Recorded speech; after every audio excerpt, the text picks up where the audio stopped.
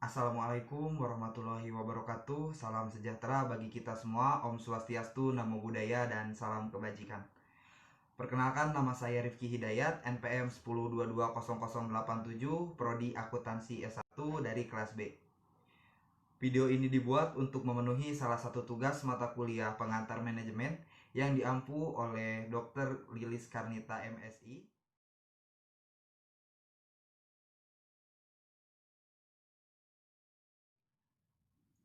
Karena basic saya di perhitungan, saya mulai suka menghitung dari sejak saya SMP.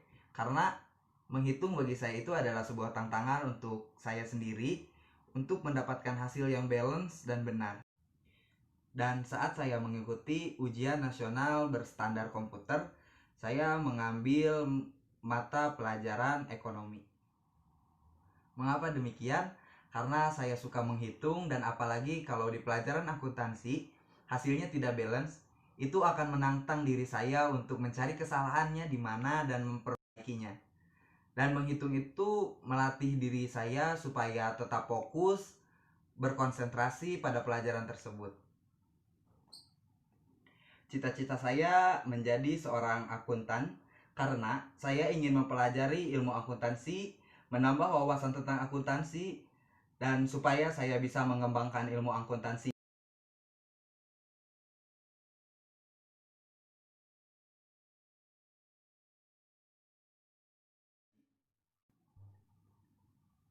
Saya memilih ingin menjadi seorang pengusahawan karena tujuan saya ingin meningkatkan pertumbuhan perekonomian negara, alih-alih membantu orang lain dan meningkatkan taraf hidup saya pribadi. Alasan-alasan kenapa saya harus menjadi seorang wirausahawan, yang pertama adalah karena saya ingin menentukan sendiri lokasi kerja saya. Yang kedua adalah memberikan keleluasaan waktu. Yang ketiga adalah penghasilan yang tiada batas. Yang keempat, memiliki otoritas untuk memimpin. Yang kelima, bisa mengenal banyak orang. Dan yang keenam, bebas mengekspresikan ide. Dan yang terakhir adalah saya ingin membuka lapangan pekerjaan bagi orang lain. Pengertian manajemen. Manajemen merupakan seni dan ilmu dalam perencanaan, pengorganisasian, pengarahan, pemotivasi, dan pengendalian terhadap orang lain, dan mekanisme kerja untuk mencapai suatu tujuan.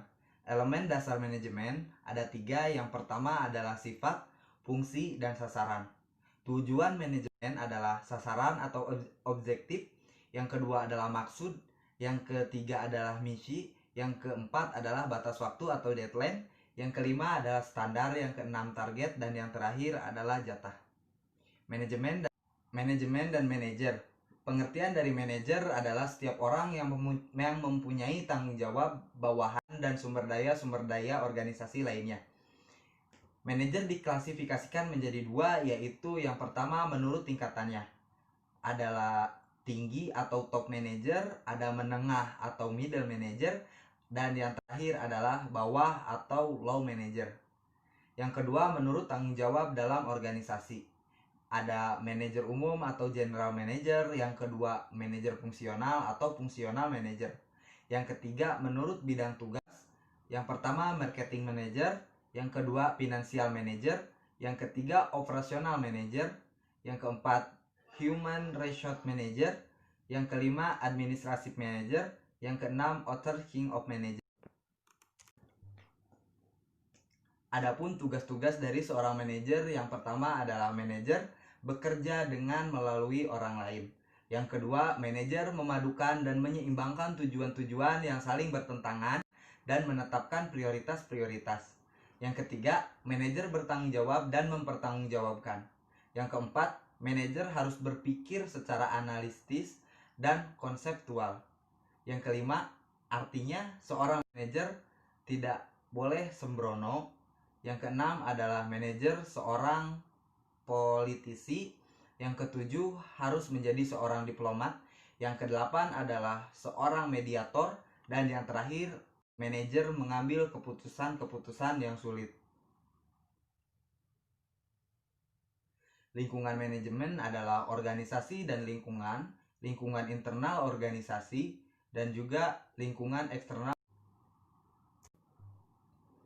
Pengorganisasian atau organizing, pengertian dari organisasi. Organisasi diambil dari bahasa Yunani atau organon dan istilah Latin organum yang berarti alat, bagian, anggota, atau badan. Ciri-ciri dari organisasi yaitu adanya orang atau kelompok, adanya kerjasama, dan yang terakhir tujuan yang ingin dicapai. Macam-macam organisasi dibagi menjadi dua, yaitu organisasi formal, suatu sistem kerjasama yang dilakukan dua orang atau lebih dan dikoordinasi dengan sadar untuk mencapai tujuan. Dan yang terakhir adalah organisasi informal, adalah kumpulan hubungan antar perorangan tanpa tujuan bersama yang didasari meski pada akhirnya untuk tujuan bersama.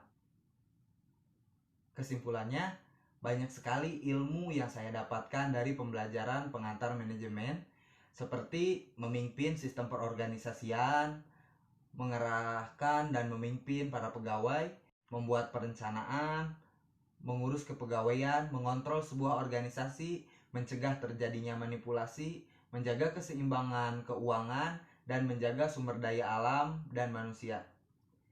Mungkin cukup sekian yang bisa saya sampaikan. Semoga menjadi motivasi buat kalian semua dan tetap semangat.